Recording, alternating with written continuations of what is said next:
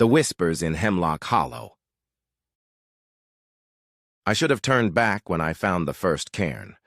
It was late October, and the afternoon sun filtered weakly through the canopy of Hemlock Hollow. I'd been hiking for 3 hours, following what used to be a trail, but had long since surrendered to moss and fallen leaves.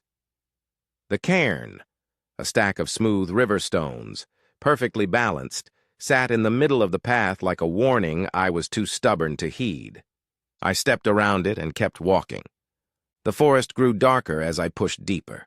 The hemlocks here were ancient, their trunks thick as cars, their branches so dense overhead that it felt like walking through a cathedral at dusk. No birds sang, no squirrels chattered, just the whisper of wind through needles and the crunch of my boots on dead leaves. That's when I heard the first voice. "Thomas." I froze. It was a woman's voice, thin and distant, like someone calling from the bottom of a well. My name hung in the air, then dissolved into the rustling trees. "Hello?" I called out, my voice swallowed by the woods. Nothing. Just that endless whisper of wind. I told myself it was imagination, that the isolation was playing tricks. I'd been alone out here for hours. But my hands trembled as I checked my phone. No signal, of course, and the battery icon blinked at 12%. I should have turned back then. Instead, I walked faster, eager to reach the fire tower marked on my map. It couldn't be more than another mile. The trail would improve. The darkness would lift. But the cairns kept appearing. Every few hundred yards, another stack of stones. 5 rocks, 7 rocks, 9. Always odd numbers. Always perfectly balanced despite their irregular shapes. And around each one, the air felt wrong, colder, heavier, like the moment before a thunderstorm breaks. "Thomas, wait!" Closer this time. I spun around, pulse hammering, but saw nothing except endless gray trunks marching into shadow. The voice sounded like my mother, but my mother had been dead for 6 years. "This isn't funny," I shouted, and immediately regretted it. My voice didn't echo. It just died, absorbed by the forest like water into sand. Then I saw her. A figure in a white dress, standing between 2 massive hemlocks, about 30 yards off the trail. She was perfectly still, facing away from me. Her dress hung motionless, despite the wind that stirred the branches above. "Hello?" My voice cracked. "Do you need help?" She didn't move, didn't turn. But somehow I knew she was listening. I took a step toward her, then another. Dead leaves crunched beneath my boots, impossibly loud in the suffocating quiet. The woman remained frozen, a pale smear against the dark bark. "Are you hurt?" I was 10 yards away now. "I have a first aid." She turned. But she didn't turn the way people turn. Her body rotated in place, rigid as a mannequin on a spindle, while her head remained fixed, staring at me over her shoulder. When her body completed its rotation, her head snapped forward with a sound like breaking branches. She had no face. Where eyes and nose and mouth should have been, there was only smooth, pale skin stretched tight over bone. And yet somehow, I knew she was looking at me, watching me with senses I couldn't comprehend. I ran. My pack slammed against my spine as I crashed through the underbrush, no longer caring about the trail. Branches whipped my face, roots grabbed at my ankles. Behind me, I heard footsteps. Too fast, too light, not quite matching the rhythm of running.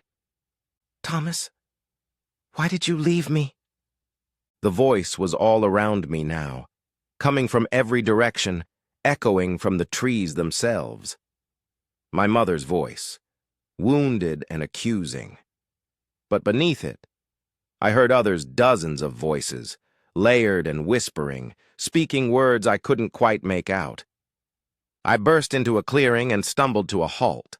Cairns, hundreds of them, covering every inch of the forest floor like grave markers in some impossible cemetery.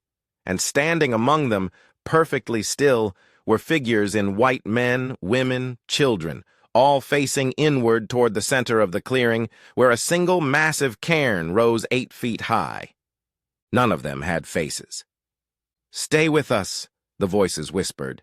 "You're home now." The figures began to turn all at once, their bodies rotating with that same mechanical wrongness. I backed away, my heel catching on a cairn. Stones scattered and I fell, landing hard on my back. My phone tumbled from my pocket. The screen flickered to life, casting a weak blue glow. 3% battery. No signal. But the timestamp read 9:47 p.m. That was impossible. I'd entered the woods at 2 in the afternoon. 7 hours couldn't have passed. The faceless figures were closer now, gliding between the cairns without disturbing a single stone. Their white dresses and shirts billowed in a wind I couldn't feel. The whispers crescendoed. Dozens of voices speaking my name, calling me home, telling me to rest. "You've been walking so long, Thomas. Aren't you tired?" I was tired. God, I was exhausted. My legs felt like lead. It would be so easy to lie back, to close my eyes, to let the voices wash over me like a lullaby. My phone screen went black. The darkness was absolute. And in that darkness, I felt cold hands reaching for me, dozens of them, gentle as a parent tucking in a child. The whispers became a roar, and I realized with horrible clarity what this place was: a trap, a killing ground where the forest took travelers and made them part of itself. The cairns weren't warnings. They were headstones. With the last of my strength, I screamed. The sound ripped from my throat, raw and primal, and in that moment something changed. The hands recoiled, the voices fractured into confusion, and I saw it, a flicker of light through the trees, distant, real. I ran toward it, lungs burning, vision tunneling.